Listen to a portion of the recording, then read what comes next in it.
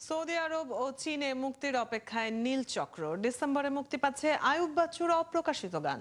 নায়ক নীরবের বিরুদ্ধে পরকীয়ার অভিযোগ তুলে ক্ষমা চাইলেন স্ত্রী। নাম থেকে বচ্চন ফেলে দিলেন ঐশ্বরিয়া। অস্কারে লাপাতা লেডিস। এক নজরে দেখে নেব বিনোদন দুনিয়ার এমনই সব খবরাখবর আফফান মিতুলের প্রতিবেদনে।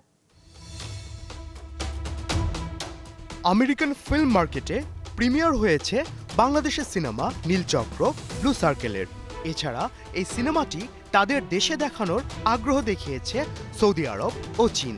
এসব দেশের পরিবেশক সংস্থা নীলচক্র নিজ ভাষায় ভাষান্তর করে সেটি মুক্তি দিতে চান বলে জানিয়েছেন নীলচক্র সিনেমার নির্মাতা মিঠু খান। নীলচক্র সিনেমায় জুটি বেঁধেছেন আরিফিন শুভ ও মন্দিরা চক্রবর্তী। আরিফিন শুভ প্রধান চরিত্রে অভিনয় করলেও সিনেমায় আরেকটি গুরুত্বপূর্ণ চরিত্র অভিনয় করেছেন সঙ্গীত শিল্পী বালাম। অভিনয়ের পাশাপাশি নীলচক্র সিনেমায় একটি গানও গেয়েছেন তিনি। মৃত্যুর আগে বেশ কিছু গান তৈরি করেছিলেন বাংলাদেশের ব্যান্ড সঙ্গীতের প্রয়াত কিংবদন্তি শিল্পী আইয়ুব বাচ্চু, কিন্তু নানান কারণেই সেগুলো প্রকাশ করেননি বা করার সুযোগ পাননি। আগামী 1 ডিসেম্বর প্রকাশিত হতে যাচ্ছে আইয়ুব বাচ্চুর অপ্রকাশিত একটি গান। আর শ্রোতা দর্শকদের জন্য এই আনন্দের সংবাদ নিয়ে এসেছে আইয়ুব বাচ্চু ফাউন্ডেশন। জানা গেছে সেই অপ্রকাশিত গানগুলো এবার একে একে প্রকাশ করার পরিকল্পনা নিয়েছে ফাউন্ডেশনটি। সেই ধারাবাহিকতায় মুক্তি পাচ্ছে প্রথম গান ইনবক্স। গানটির কথা লিখেছেন নিয়াজ আহমেদ অংশু। গানের সুর, সঙ্গীত ও কণ্ঠ দিয়েছিলেন আইয়ুব বাচ্চু নিজেই। ব্যান্ড মিউজিক ডে উপলক্ষে প্রকাশিত হচ্ছে গানটি। মডেল ও চিত্রনায়ক নীরবের বিরুদ্ধে পরকীয়ার অভিযোগ আনেন স্ত্রী কাশফিয়া তাহের চৌধুরী রিদ্দি। মঙ্গলবার দিবাগত রাতে স্বামীর বিরুদ্ধে প্রতারণার অভিযোগ তুলে পরপর দুটি ফেসবুক স্ট্যাটাস দেন তিনি। নায়কের স্ত্রীর এই স্ট্যাটাসের পরই সবিজাঙ্গনে আলোচনার ঝড় বয়ে যায়। ভক্তরাও ভেবে নেন নীরবের সংসারও তাহলে ভাঙতে চলেছে।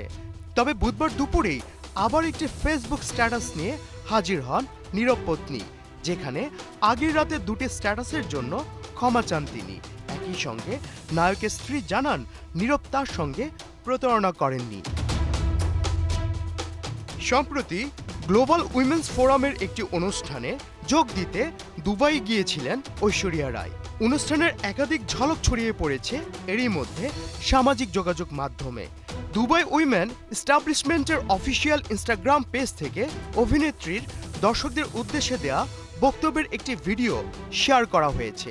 সেই অনুষ্ঠানের সময় অভিনেত্রীর পেছনে স্ক্রিনে ফুটে ওঠে শুধুমাত্র ঐশ্বরিয়া রায় নামটি। বরাবরই অফিসিয়ালি তিনি বিয়ের পর থেকেই বচ্চন উপাধি ব্যবহার করে থাকেন। তবে হঠাৎ সেটাকে না দেখে আবার উঠছে অভিষেকের সঙ্গে ডিভোর্সের প্রসঙ্গ। 2025 সালের 97তম অস্কারের জন্য আমির খান প্রযোজিত ও কিরণ রাও পরিচালিত লাপাতা লেডিস সিনেমাকে মনোনয়ন দিয়েছে ভারত।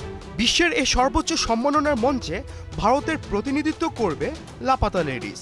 সোমবার অস্কারের সেরা আন্তর্জাতিক ফিচার ফিল্মের জন্য ভারতের আনুষ্ঠানিক এন্ট্রি হিসেবে এই সিনেমাকে নির্বাচন করে ফিল্ম ফেডারেশন অফ ইন্ডিয়ার জুরি। আফফান মিতুল, 71।